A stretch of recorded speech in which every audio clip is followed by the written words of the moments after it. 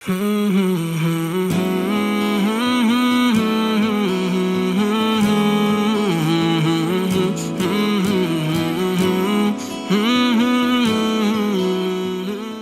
நம்ம அந்த சுபஹானல்லதி 15 ஜுஸ்ல சொன்னீங்க, சுபஹானல்லதி அஸ்ரா பி அப்திஹி லைலம் மினல் மஸ்ஜிதில் ஹராமி இலல் மஸ்ஜிதில் அக்ஸல்லதி பாரக்னா ஹவுலஹு அப்படின்னு அல்லாஹ் அங்கே குர்ஆனில் சொல்கிறான். இப்போ மஸ்ஜிதுல் அக்ஸாவை பற்றி சொல்லும்போது அதுக்கு விளக்கம் கொடுக்கறதுக்கு அல்லதி பாரக்னா அதை சுற்றி நம்ம பரக்கத்து செஞ்சுருக்கோம் அப்படின்னு சொல்கிறான். ஆனால் பைத்துல் ஹராமை பற்றி அங்கே சொல்லும் பொழுது அல்லாஹ் அதற்கு எந்த விதமான விளக்கமும் சொல்லலை. அப்போ இங்கே பரக்கத்து நிறைஞ்சிருக்கு அப்படின்னு சொன்னால் பைத்துல் ஹராமில் பரக்கத்து இல்லைங்களா? பரக்கத்து இருக்கிறது.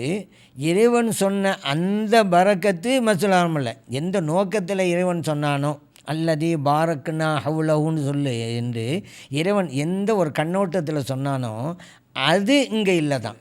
என்ன கண்ணோட்டம் அப்படின்னு கேட்டால், பைத்துல் முகத்தஸை சுற்றிலும் கபூருல் அம்பியா நபிமாருடைய கபர்கள் உண்டு.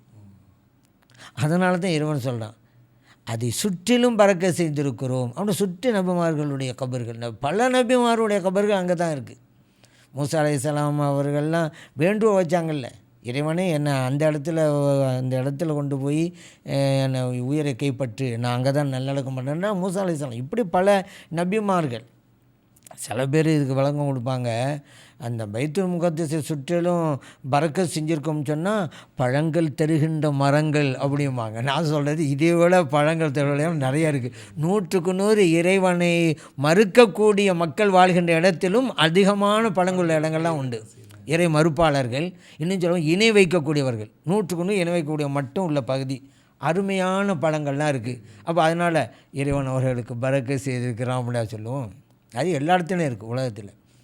நபிமார்களுடைய புனித உடல்களை சுமந்திருக்கிற நற்பாக்கியம் பெற்ற புனித பூமி அது. அதைத்தான் இறைவன் சொல்கிறான், நாம் பரக்கத் செய்திருக்கிறோம்.